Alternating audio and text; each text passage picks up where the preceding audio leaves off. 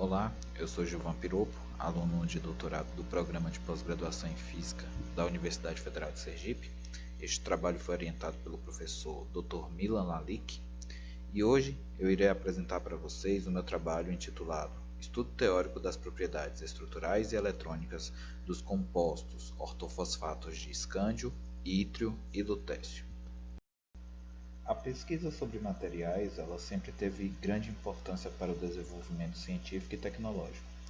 No século XX, com a união entre o avanço computacional e a mecânica quântica, foi possível acumular, podemos assim dizer, muito conhecimento sobre os materiais. Por exemplo, prever o comportamento dos materiais em diferentes situações, como criar novos materiais e como utilizá-los para as necessidades humanas. Entre os diferentes tipos de materiais que temos está a família de ortofosfatos com estrutura zirconita, RePO4, onde Re pode ser o lutécio, itérbio, európio, ítrio ou escândio, que possuem propriedades mecânicas favoráveis aos usos destes materiais como revestimentos em recipientes de lixo nuclear, devido sua alta estabilidade termal e química, alta temperatura de fusão, insolubilidade e por serem não higroscópicos. Esses materiais dopados com íons de terras raras apresentam propriedades luminescentes que têm atraído interesse para as mais diversas aplicações, tais como lâmpadas e displays, componentes de dispositivos de comunicação óptica, lasers, sensoriamento de imagens, dispositivos optoeletrônicos, diodos emissores de luz, microlasers que são aplicados para a cura do câncer de pele, cintiladores, imagens de ressonância magnética e diversas aplicações na área da luminescência. Apesar do interesse atual nesses materiais para as aplicações mencionadas, poucos dados estão disponíveis sobre as propriedades eletrônicas desses materiais puros. Uma das principais razões para a falta de dados teóricos é que os cálculos teóricos já publicados, eles utilizaram funcionais de correlação e trocas ultrapassados que não conseguiram reproduzir fatos experimentais, como por exemplo o band gap. O objetivo deste trabalho é chegar a uma descrição teórica realística das propriedades atomísticas dos XPO4, onde X será o escândio, ítrio e lutécio. De acordo com os dados experimentais disponíveis na literatura e também analisar essas propriedades e preparar o terreno para futuras investigações destes materiais quando dopados com terras raras. Todas as propriedades dos sistemas quânticos não relativísticos podem ser determinadas por meio da equação de Schrödinger, na qual H é o operador hamiltoniano do sistema e E representa a energia total do sistema no estado quântico especificado pela função de onda psi. O hamiltoniano não relativístico para esse sistema é apresentado abaixo. Ele é composto por contribuições associadas às energias cinéticas dos elétrons e dos núcleos e também às energias potenciais associadas à repulsão e atração de Coulomb, ou seja, interação coulombiana entre elétrons, interação coulombiana entre núcleos e interação coulombiana entre elétrons e núcleos. A modelagem computacional de materiais ela se baseia em vários métodos teóricos. Alguns desses métodos estão relacionados à teoria do funcional da densidade, DFT. A DFT ela começou a ser desenvolvida em 1964, a partir dos teoremas de Hohenberg e Kohn, onde era apresentada uma nova formulação da abordagem do problema de muitos corpos interagentes, baseada na densidade eletrônica. Seu formalismo foi desenvolvido em 1965 por Walter Kohn e Lushan, tornando-se hoje a abordagem mais comum para calcular propriedades eletrônicas e estruturais em sistemas com grande número de átomos.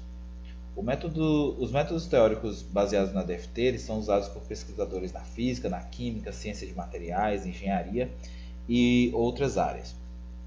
O primeiro teorema de Hohenberg-Kohn ele demonstra que a densidade eletrônica de um sistema ela determina o potencial externo e o número de elétrons, ou seja, ela determina o hamiltoniano do sistema. E matematicamente esse teorema ele define que a partir de uma função de densidade eletrônica para o estado fundamental, toda e qualquer propriedade desse estado, como por exemplo a energia, ela pode ser determinada como um funcional da densidade. O teorema 2 ele é uma consequência do teorema 1, e ele diz que a densidade que minimiza a energia total é a densidade eletrônica do estado fundamental do sistema. A aproximação de Bohr-Oppenheim é uma divisão do hamiltoniano do sistema, separando o movimento nuclear do movimento eletrônico. O argumento lógico para efetuar essa aproximação é que os elétrons eles possuem massa muito menor do que os núcleos.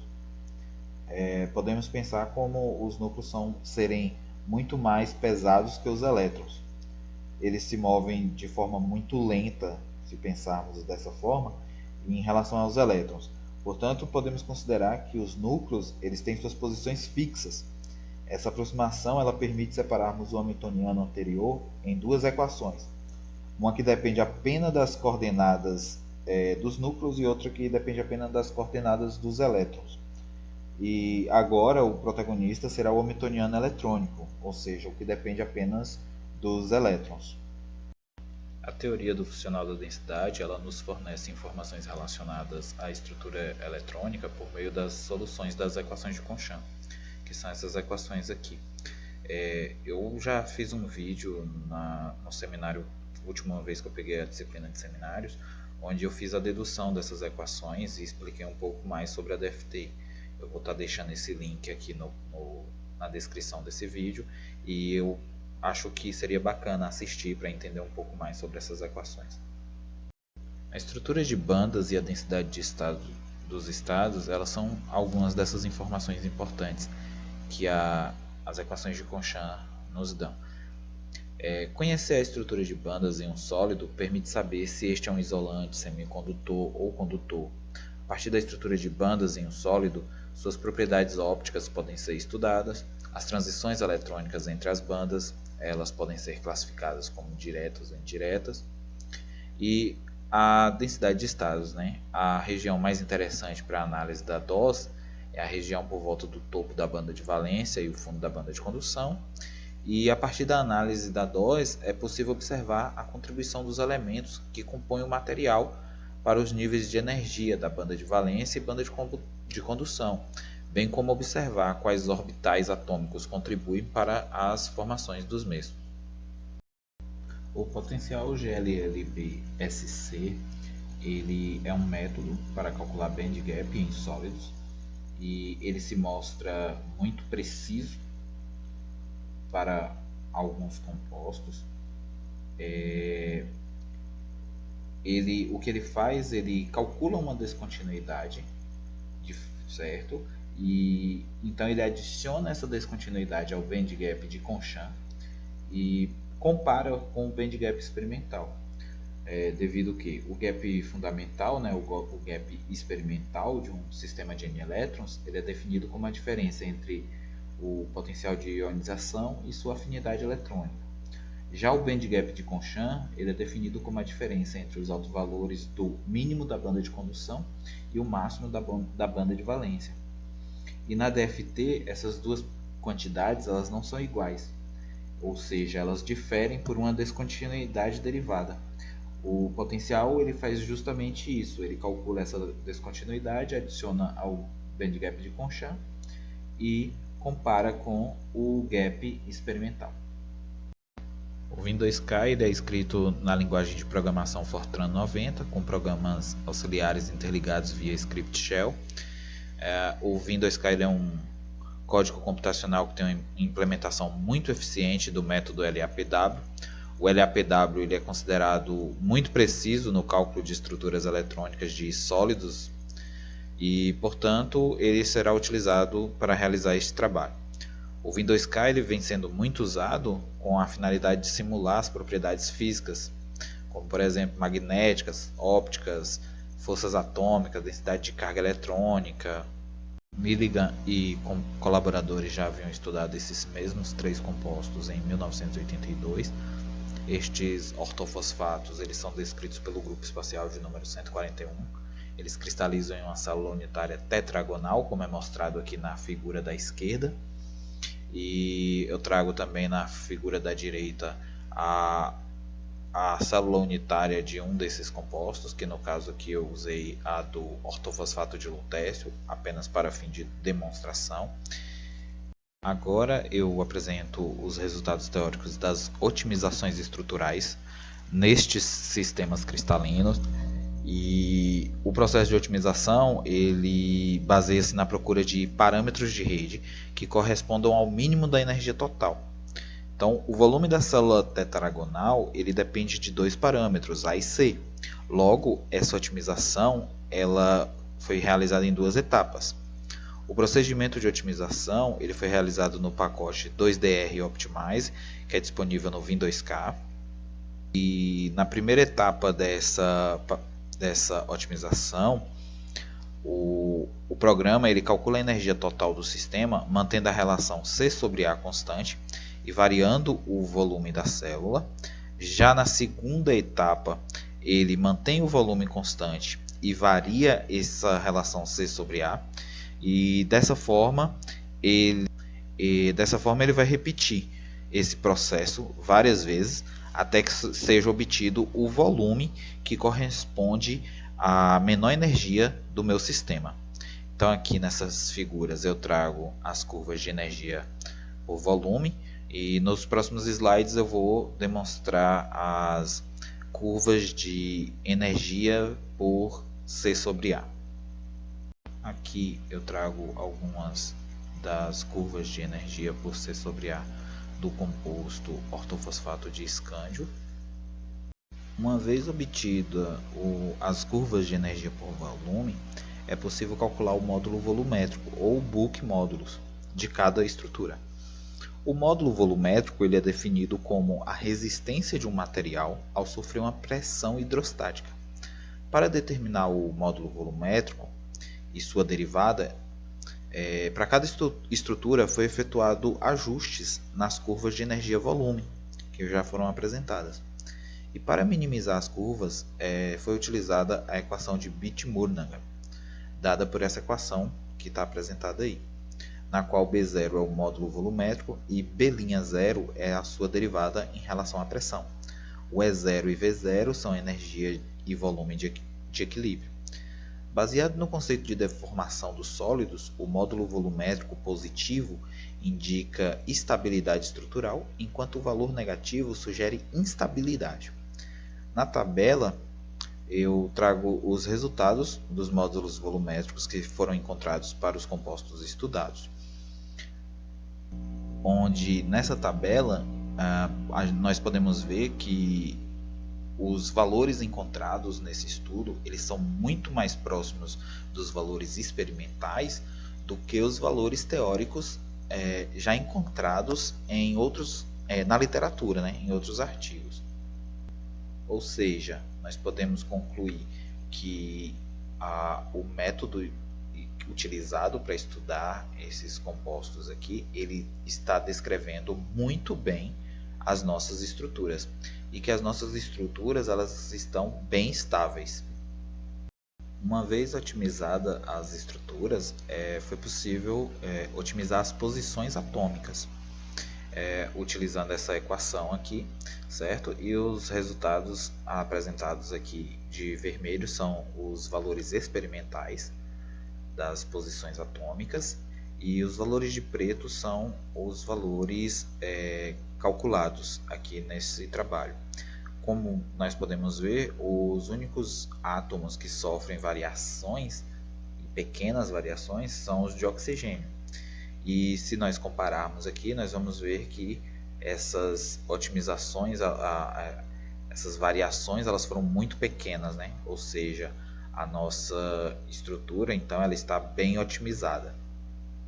Uma vez que a nossa estrutura está bem otimizada, agora nós podemos calcular as propriedades eletrônicas com uma certa confiança a mais. Aqui eu trago os valores dos band gaps, que foram calculados de forma teórica, utilizando os potenciais LDA, GGA, BJ, MBJ e suas parametrizações. E após esses potenciais e esses funcionais, foi notado que eles subestimaram muito os valores dos band gaps, embora para alguns compostos eles já estavam dando uns valores próximos dos experimentais, e a nossa busca era um potencial que descrevesse dos 3 materiais. Decidimos usar o potencial GLLB-SC, que descreveu muito bem esse conjunto de materiais, o band gap desse conjunto de materiais. A estrutura de bandas para compostos XPO4 ela é calculada em função de vetores K situados ao longo de um caminho contendo o maior número de pontos de alta simetria na primeira zona de Brillouin.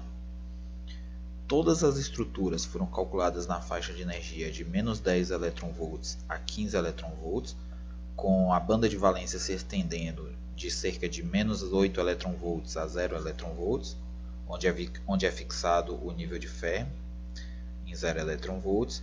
A banda de energia abaixo do nível de Fermi ela corresponde aos estados de valência do material, enquanto os estados acima do nível de Fermi eles são chamados de estados de condução.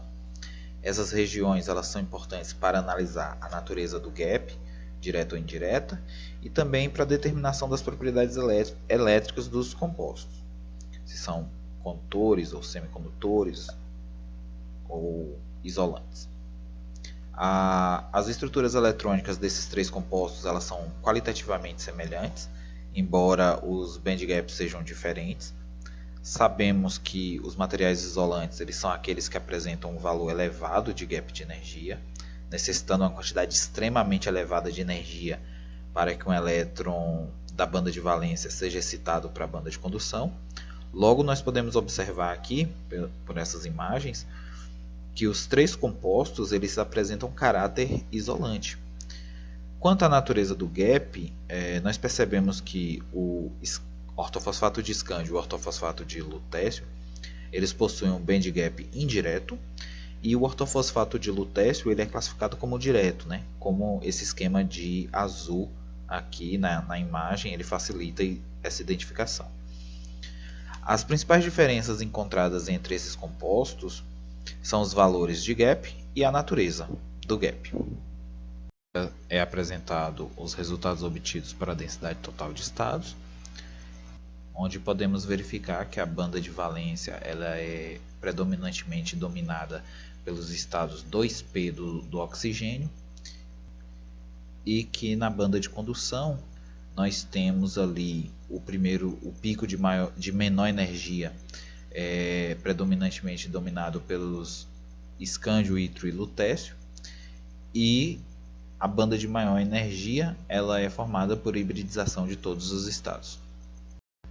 Neste trabalho foi realizado um estudo das propriedades estruturais e eletrônicas dos ortofosfatos de escândio, ítrio e lutécio com estrutura zirconita. O estudo foi baseado na teoria do funcional da densidade. A implementação foi realizada no código Win2K e foi possível verificar que os funcionais utilizados eles descreveram muito bem os parâmetros de rede e as posições atômicas dos compostos. Também foi possível verificar que esses funcionais descreveram muito bem algumas propriedades mecânicas desses compostos. Observou-se também que as propriedades eletrônicas elas foram mais bem descritas pelo potencial GLLB-SC do que outros potenciais. E é possível verificar que os cálculos das propriedades estruturais elas concordaram com os estudos experimentais, e as propriedades eletrônicas elas mostraram melhores resultados que estudos teóricos publicados anteriormente. Gostaria de agradecer ao orientador Dr. Milan Lalic, aos professores da disciplina de seminários, às agências de fomento CAPES e CNPq, ao UFES por essa oportunidade, e também agradecer a todos os colegas da disciplina e todos os demais.